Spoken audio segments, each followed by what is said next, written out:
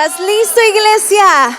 Vamos a entrar al espacio de la palabra de Dios y estoy muy contenta de poder estar hoy contigo, de que Dios me da la oportunidad de estar aquí. Y también le quiero dar gracias a mis pastores, Gamaliel y Miss, por la oportunidad y la confianza de estar aquí compartiendo la palabra de Dios. Y también quiero tomarme unos minutos solamente para honrarlos también.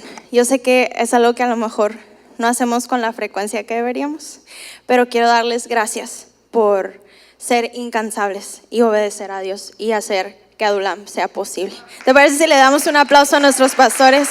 Gracias, Dios, por su vida, y que Dios los siga bendiciendo y llenando de sabiduría para seguir haciendo iglesia. Muy bien, pues vamos a seguir con esta serie de reconexión. Vamos a seguir en esta línea, y el día de hoy preparé una sesión que se titula Descanso. A lo mejor no sé, dices, bueno, pues descanso, o sea, si va empezando el año, ¿no? Apenas estamos agarrando vuelito. Pero yo creo, iglesia, que el descanso es algo que debemos de experimentar todos los días. Muy bien, entonces te va a quedar un poquito más claro conforme vayamos avanzando en la palabra de Dios. Y para empezar esta sesión quiero recordarte rápidamente 3 historias de la Biblia. La primera que te voy a contar se encuentra en Génesis, y es la historia de Abraham y Sara. Ahora, Abraham era un hombre de fe, es conocido como el padre de la fe. Y es que de verdad, este Abraham estaba loco en la fe, pues, porque imagínate que un día Dios le dice, pues deja todo lo que tienes y a tu familia así y agarra monte. Ok, Dios, ¿pero a dónde? Pues tú agarra monte, ¿verdad? Entonces, no sé si Dios se te apareciera ahorita, si realmente lo obedecerías tan rápido, ¿no? En salir corriendo y dejar todo atrás. Pero eso fue lo que hizo Dios con Abraham, y lo saca de donde él estaba, ¿no? Y tiempo después Dios le da a Abraham una promesa, y esta promesa es que él lo va a bendecir y va a haber muchas naciones a través de su descendencia, ¿no?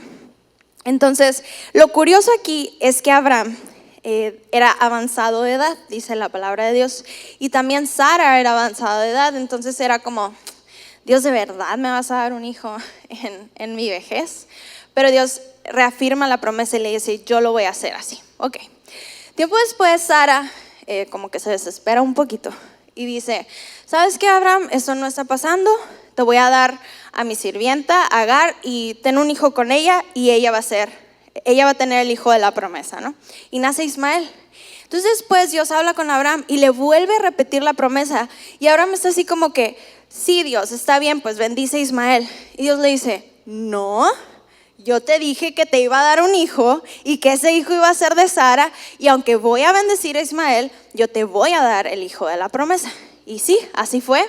Tiempo después nace Isaac, y efectivamente, ¿no? De ahí Dios lo bendijo, y nace tiempo después la nación de Israel y todo esto. Entonces, esa es la primera historia que te quiero contar. La segunda historia que te quiero contar o recordar es la historia de Moisés. Sí, esa historia está en el Éxodo, en la Biblia, y algunos lo conocemos porque él saca a Israel de la esclavitud en Egipto, ¿no? Pero lo curioso de Moisés es que él crece entre la nobleza egipcia, ¿sí? Antes de que todo esto ocurra, Dios lo salva, le salva la vida y lo pone a crecer y a educarse entre la nobleza egipcia. Él sabía, sin embargo, que él venía del pueblo hebreo. Dice la palabra de Dios que un día se va ahí a ver qué estaban haciendo sus familiares, y pues los tenían como esclavos, y se desespera porque ve como el maltrato que los egipcios le estaban dando. Y dice la palabra de Dios que él mata a un oficial que estaba maltratando a un hebreo. Ahora, yo no sé si tú creciste con las películas animadas, ¿no? De chiquito, creo que la película es de Disney, pero no estoy segura. El Príncipe de Egipto, ¿alguien sabe si es de Disney? Sí, muy bien. Bueno, en la película sale como que Moisés está tratando de defender al hebreo, y por accidente se cae, ¿no? De una altura muy alta, vaya la redundancia, ¿no? Pero la Biblia no dice eso. La Biblia dice que Moisés literalmente se escondió, o sea, así como, nadie me ve, y lo mata, así, nomás.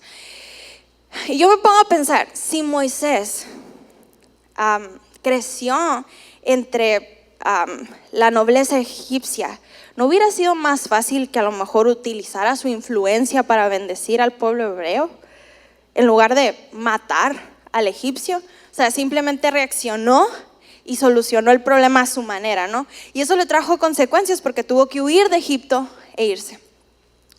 Y bueno, no sabemos quizás el resto de la historia. Y la tercera historia que te quiero recordar el día de hoy es la historia de Saúl. La historia de Saúl viene en 1 Samuel y fue el primer rey que designa a Dios para el pueblo de Israel. Y lo curioso es que Dios le da todo y le dice, yo te elijo a ti, y está con él y todo eso, pero ese Saúl era, y voy a usar la palabra que usa el pastor Gamaliel, era un poco cabezón y no le gustaba seguir lo que Dios le pedía. Y tiempo después, desafortunadamente, pues Dios eligió otro rey, que fue David, ¿ok? Quiero llevarte a pensar qué tienen en común estas tres historias, que en la Biblia hay muchas de este tipo, ¿no? Pero yo solo quise recordarte tres. Tienen en común que en algún punto o en algún periodo de tiempo dejaron de depender de Dios, ¿sí? Y empezaron a actuar conforme a sus propias fuerzas y conforme a su propia sabiduría, ¿ok? En otras palabras, tomaron el control de la situación, ¿sí? Y no dejaron a Dios ser Dios en medio de ello. Y me gustaría llevarte a pensar también, ¿cómo nos podemos identificar con estos personajes de la Biblia en nosotros? ¿Sí?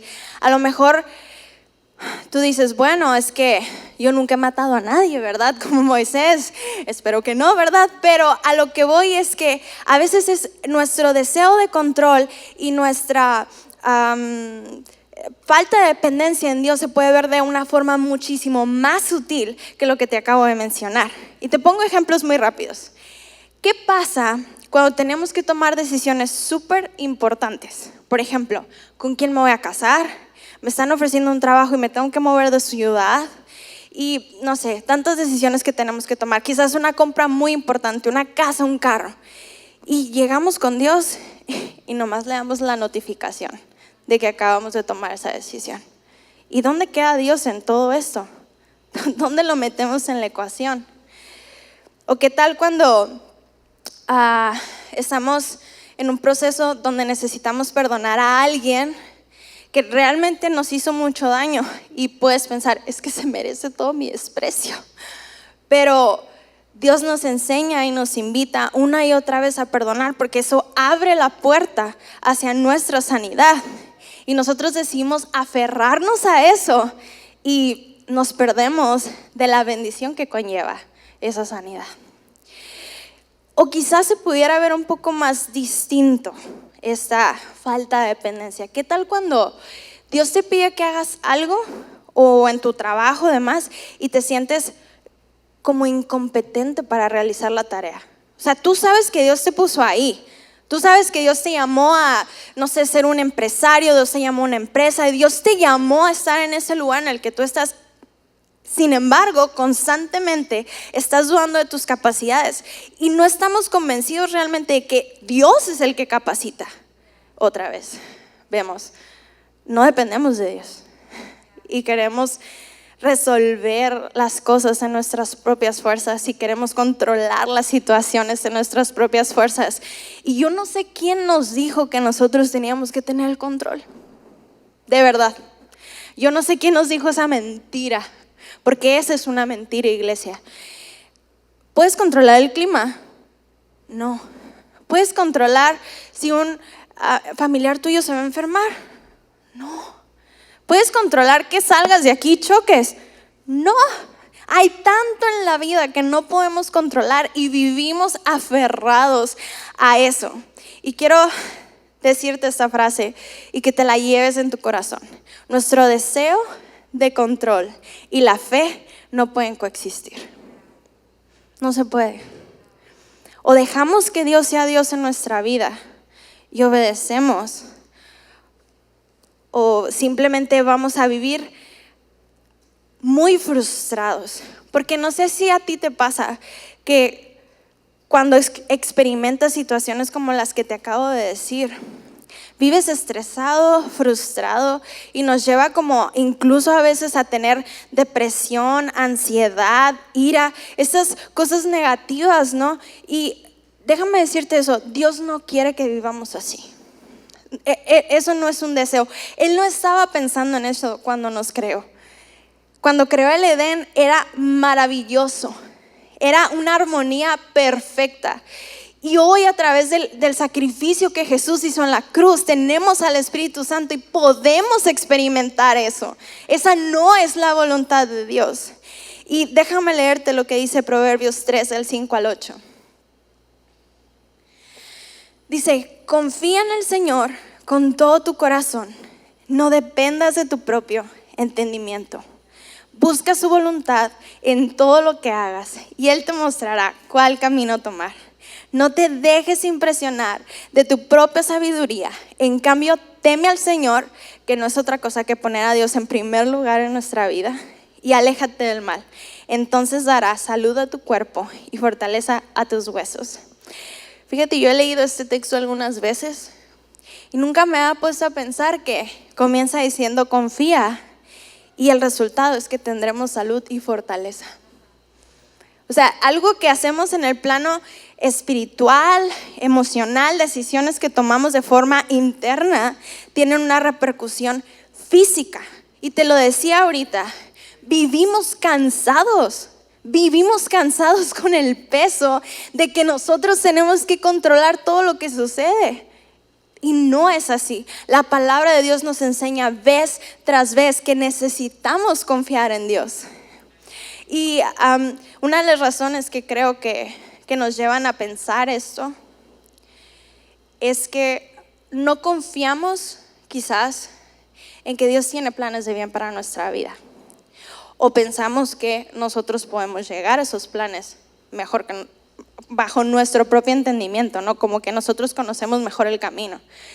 Pero si Dios es el creador de todo lo que existe, conoce el pasado, el presente, el futuro, ¿cómo vamos a pensar que nosotros tenemos mejores respuestas que las que Él tiene para nuestra vida? O mejores designios que lo que Él tiene para nuestra vida. Y quiero leerte lo que viene en Jeremías 29, del 11 al 14. Y va a estar en tu pantalla. Dice así: pues yo sé los planes que tengo para ustedes, dice el Señor. Son planes para lo bueno y no para lo malo, para darles un futuro y una esperanza. Y quiero hacer una pausa aquí nada más para decirte esto. Si tú crees que Dios no tiene planes para tu vida de bien, hoy vengo a derrocar esa mentira. Dios te ama con amor inagotable, al grado de que dio su vida por ti en una cruz, y lo hizo porque tenía esperanza para ti y un plan para tu vida, y Él quiere que vivas en ese propósito perfecto. Y voy a seguir leyendo lo que dice: en esos días, cuando oren, los escucharé. Si me buscan de todo corazón, podrán encontrarme. Y si me encontraran, dice el Señor, pondré fin a su cautiverio y restableceré su bienestar. Pero ¿qué dice? Búscame, pídeme. Y tú no le pides nada a nadie que no crees que no te va a dar, por miedo al rechazo, ¿no? Pero Dios te lo va a dar en su tiempo, en sus formas, pero Él te va a responder. A veces vivimos no viviendo, sino sobreviviendo. Y Dios quiere que vivamos. Al principio yo te decía que necesitamos experimentar el descanso. Por esto que te quiero contar.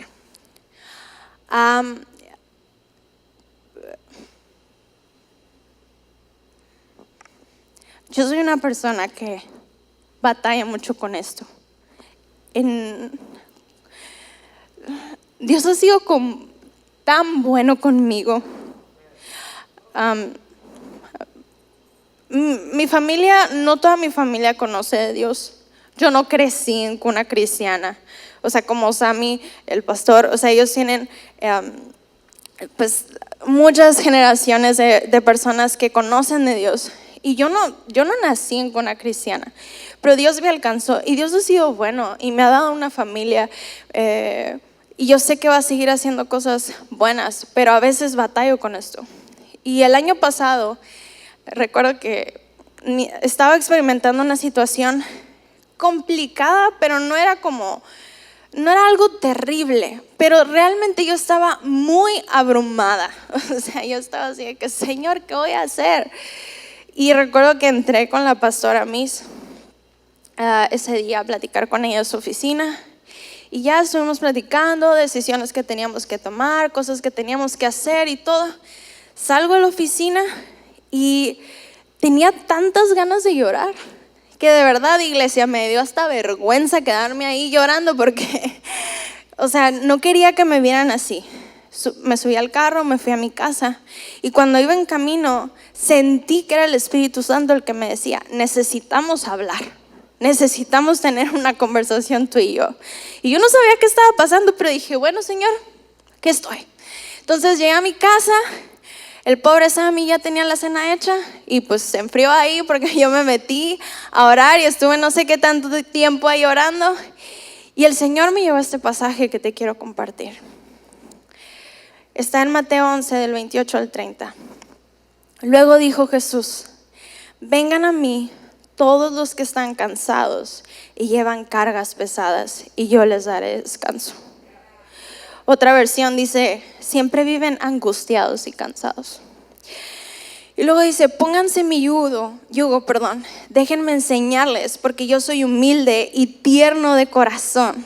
Te lo voy a volver a repetir, yo soy humilde y tierno de corazón y encontrarán descanso para el alma. Pues mi yugo es fácil de llevar y la carga que yo les doy es liviana. Obviamente cuando yo leí ese pasaje, ya lo había leído muchas veces, ¿no? Pero empecé a llorar, ¿no? O sea, era como, gracias Dios porque eres mi descanso y todo eso. Pero Dios me llevó más allá. Empecé a leer el capítulo completo, ¿no? De Mateo 11. Y me llamó mucho la atención porque este pasaje parece como, o estas palabras de Jesús parecen como sacadas de contexto. Así como, no sé, que de repente estás hablando de comida con alguien y le dices, sí, fíjate, fui a la escuela el otro día. Algo así se siente. Verás, léelo de tarea y vas a entender más o menos a qué me refiero. Y resulta que Jesús, en este pasaje, antes de decir estas palabras, Él está predicando en una ciudad. Y me impresiona mucho, porque no sé si tú sabes, en la Biblia dice que hubo una ciudad, Sodoma y Gomorra, que Dios destruye por su maldad y todo eso, ¿no? Entonces cuando Jesús está predicando les dice, si yo hubiera hecho los milagros que hice entre ustedes en Sodoma, Sodoma todavía existiera. O sea, estaba con todo. ¿Y sabes qué era el área que estaba atacando? Su fe. Porque si Dios, bueno, en ese momento si Jesús hubiera venido aquí contigo y te hace un milagro, pues ¿no crees en Él? Pues sí, o sea, el milagro te lleva a creer. Y estas personas tenían endurecido su corazón y no querían creer en Él a pesar de todo lo que Él había hecho en ese lugar. Y después termina con ese pasaje y dice, vengan a mí todos los que están cansados. ¿Por qué Jesús haría eso? ¿Por qué Jesús diría eso? Porque a pesar de que porque Él conocía la condición del corazón de estas personas, sabía que solo Él podía satisfacer sus anhelos, sus deseos y llenarlos y completarlos, y entonces ellos tendrían descanso. Ellos vivían de esa manera porque no conocían otra forma de vivir.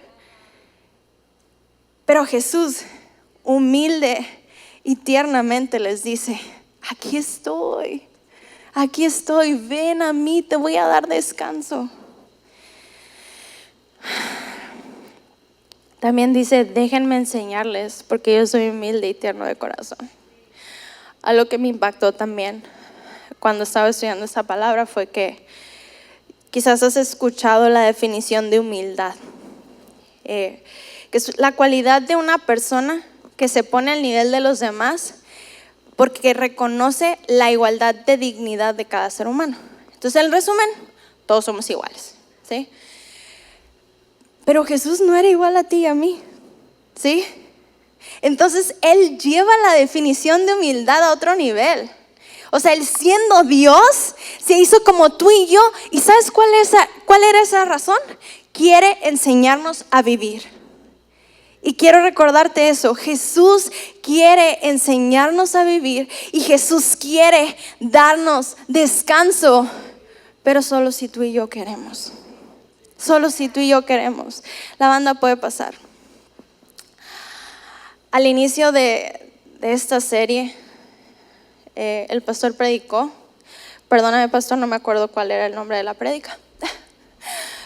Pero sí me acuerdo de uno de los pasajes que utilizó y fue Filipenses 4:13. Y a mí me impactó la revelación que le dio Dios a nuestro pastor. Esa connotación distinta es, no recuerdo si ya te lo leí, pero todo lo puedo en Cristo que me fortalece. Solo en Cristo podemos ser fortalecidos, iglesia. Solo en Cristo podemos encontrar descanso verdadero. Y yo por eso te lo decía hace un momento. Pensamos que el descanso solo se resume no sé, en la noche cuando dormimos o el día de la semana que nos toca descansar de nuestros trabajos. Pero descanso en Dios es algo que debemos experimentar todos los días. Todos los días Él anhela que tú experimentes ese descanso en Él. Y quiero invitarte a que te pongas de pie y que podamos empieza a pedirle a Dios cuáles son las áreas de tu vida donde tú no has encontrado descanso en Él. Porque quizás hay áreas de tu vida donde tú no tienes ningún problema con esto. Realmente no te cuesta confiar en Dios, en que Él va a ser tu proveedor. Pero tienes problemas con creer que Él te va a dar la pareja por la que has estado pidiendo. No lo sé. Y empieza a orar y empieza a decirle: Dios, dime dónde no he encontrado descanso en ti. Y decláralo: hoy decido descansar en ti. Hoy decido confiar en ti por sobre todas las cosas. Hoy decido entregarte mi vida. Hoy decido depender de ti, Jesús, porque yo sé que no hay nada mejor que pueda experimentar en la vida que llevar tu carga, que es ligera. Tu carga es ligera, Jesús, y queremos llevar esa carga.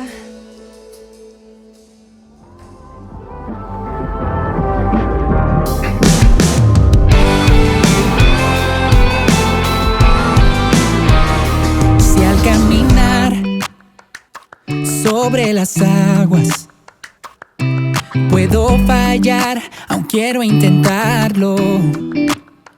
Si ese es tu plan, guíame en la batalla. Tu voz puede calmar la tempestad. Estaré confiado, sé que tu voz me llamó. Y caminaré sobre las aguas, Señor. Para caminar en el agua, confiar en tu palabra. Nunca dejarás.